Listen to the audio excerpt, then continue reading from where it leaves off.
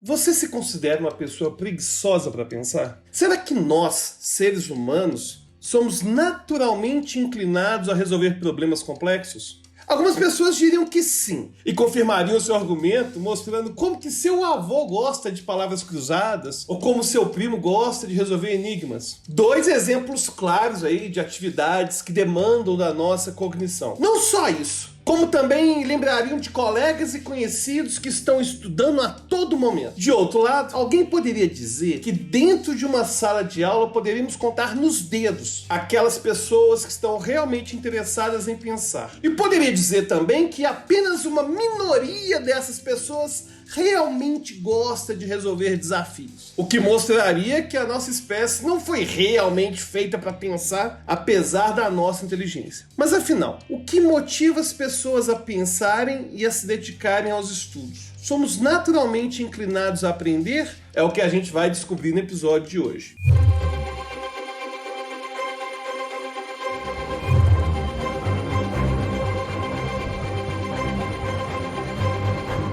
O empreendedor Henry Ford afirmou que pensar é a tarefa mais difícil que existe e que provavelmente por isso poucas pessoas se dedicariam a pensar. Bom, de certa forma, Ford pode ter razão. Pensar é uma atividade complexa, demorada e às vezes incerta, porque não sabemos se realmente vamos conseguir atingir o resultado que a gente quer. Alguém que estuda nossa cognição e nosso cérebro poderia ainda acrescentar uma ideia que parece contraintuitiva. Nosso cérebro não teria sido feito para pensar. Na verdade, ele teria sido feito para que a gente evite o pensamento. E o que isso quer dizer? O cérebro é um órgão de processamento de informação e, por isso, pode parecer que a principal função dele é gastar energia a toda hora elaborando coisas complexas. Mas, na verdade, o que o cérebro faz é otimizar os nossos recursos energéticos, já que eles são limitados. E, por isso, o cérebro precisa ser um órgão tão eficiente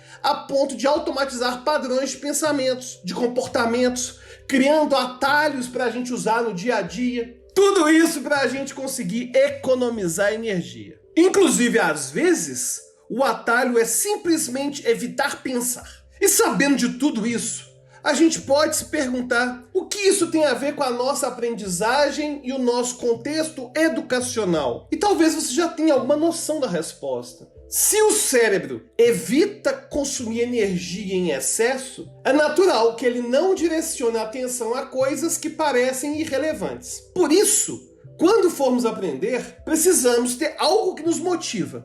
Do contrário, nós não armazenaremos o aprendizado. É como se a motivação fosse uma espécie de fonte energética para a nossa atenção. E nesse momento é necessário fazer uma separação básica. Existem certas habilidades que a gente aprende naturalmente, sem esforço, e que são habilidades que podemos chamar de primárias. Um exemplo bem ilustrativo é aprender a sua língua materna na infância. Seus pais ou cuidadores não precisaram te motivar a aprender seu idioma nativo, já que nós humanos já nascemos com a capacidade de aprender a linguagem sem esforço algum, até nossos 8 anos de idade. E isso acontece porque a habilidade para desenvolver a linguagem foi selecionada na história da nossa espécie. Porém, a motivação ela é essencial nos casos em que aprendemos habilidades secundárias, como ler, como escrever, que inclusive vão merecer um episódio futuramente aqui na nossa série. Apesar de sermos naturalmente inclinados a aprender a linguagem, a escrita é uma invenção cultural. Aliás, ela é muito recente na história da humanidade, o que significa que temos que dedicar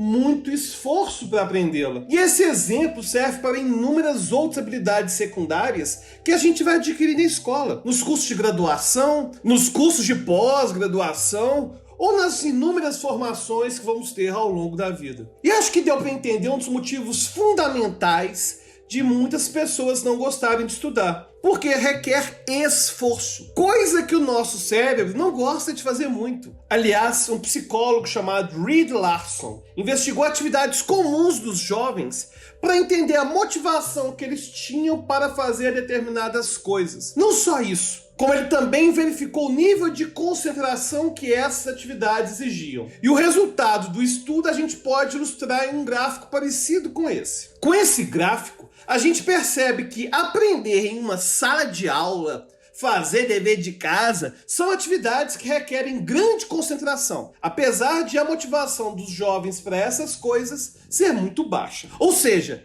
temos duas combinações que não são interessantes para o nosso cérebro: a desmotivação e o alto gasto energético. Do lado oposto, nós temos atividades que grande parte das pessoas gostam de fazer, que seria se engajar em hobbies, ficar à toa com amigos, atividades bem mais atrativas, não é? Então talvez a pergunta não seja o porquê de as pessoas evitarem ao máximo estudar, mas sim por que elas estudam. Bom, vamos falar de alguns motivos. O primeiro seria de evitar o fracasso. E nesse sentido, o estudante pode estar com medo de não atingir a média necessária, ou de no futuro não conseguir um emprego por não ter aprendido o básico que precisava, medo de não passar no Enem. Dá para imaginar que esse não é o melhor tipo de motivação, já que a pessoa estuda para fugir de algo ruim, ao invés de estudar para trazer algo em seu benefício. E por causa disso, estudar para evitar o fracasso pode ser muito desgastante e muito difícil de se manter a longo prazo. O segundo motivo seria para conseguir sucesso. E aqui a gente pode pensar tanto no sucesso a curto prazo, como passar na prova, como passar de ano, como um processo a longo prazo, como se tornar um profissional competente no futuro. Essa é uma boa motivação, mas certamente não vem de graça. Estudar pensando no sucesso futuro requer que a gente ignore algumas recompensas de hoje. Se você quiser um exemplo, é só pensar naquele dia que você deixou de sair com o crush porque tinha que estudar para a prova ou porque tinha que terminar um trabalho para o dia seguinte. Ou seja, estudar pensando no sucesso pode sim trazer motivação, mas também pode ser desgastante pela recompensa estar muito distante do aluno. E é claro que uma motivação para estudar pode estar no próprio ato de aprender. E provavelmente é por isso que você está assistindo esse vídeo. Na maior parte das vezes, o prazer não vem do processo de aprendizado, mas sim do resultado final, quando a gente já tem sucesso em aprender aquilo que a gente estava querendo. E esse raciocínio vale não só para aprendizado, mas para outras tarefas do dia a dia. Por exemplo, a pessoa que se engaja em resolver um jogo de Sudoku, ela tem satisfação na resolução do enigma, não é no enigma em si. Tanto que quando não conseguimos aprender ou quando não conseguimos resolver um enigma, o sentimento mais predominante é o de frustração. E é um outro motivador que vale ser citado, mas que não costuma partir de nós mesmos. Estou falando aqui de outras pessoas que estão acompanhando o processo, principalmente os professores. Afinal, como já dissemos antes, aprender uma habilidade secundária é difícil, é custoso. E devido a isso, a gente precisa do acompanhamento de algum perito que já conhece o assunto que a gente está estudando. Essa deve ser uma pessoa que não apenas ensina, mas que também incentiva, inspira. Inclusive, no momento que eu gravo esse vídeo, a gente está em quarentena devido à pandemia do novo coronavírus. E as escolas e faculdades estão tendo aulas remotas. E uma queixa comum nos últimos meses é que a relação professor-aluno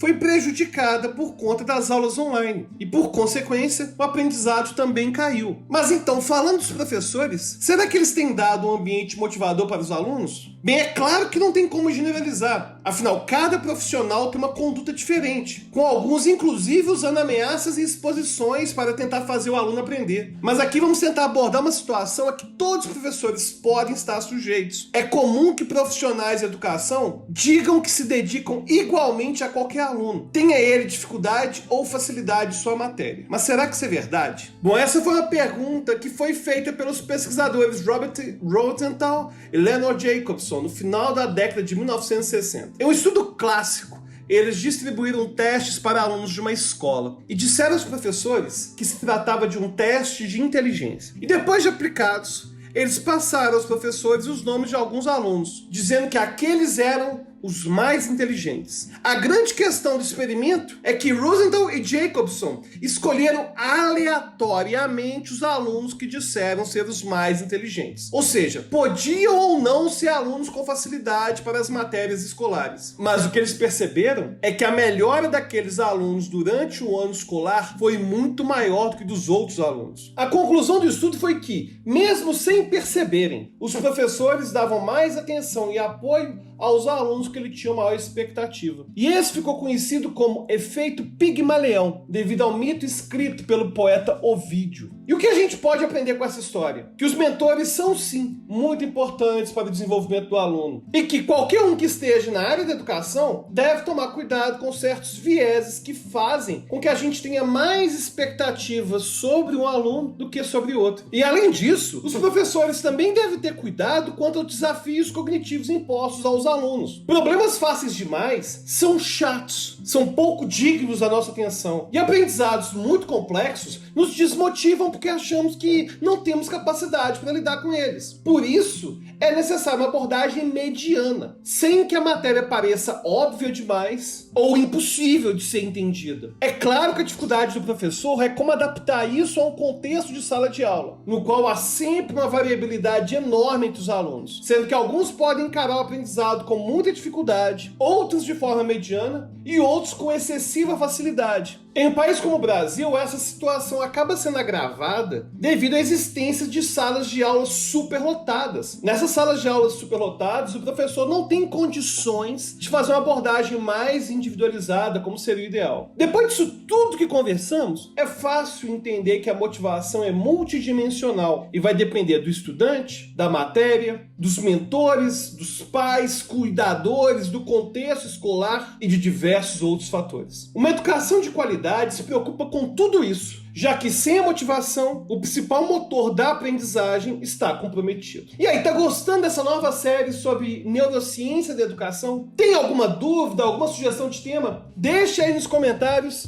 e até a próxima.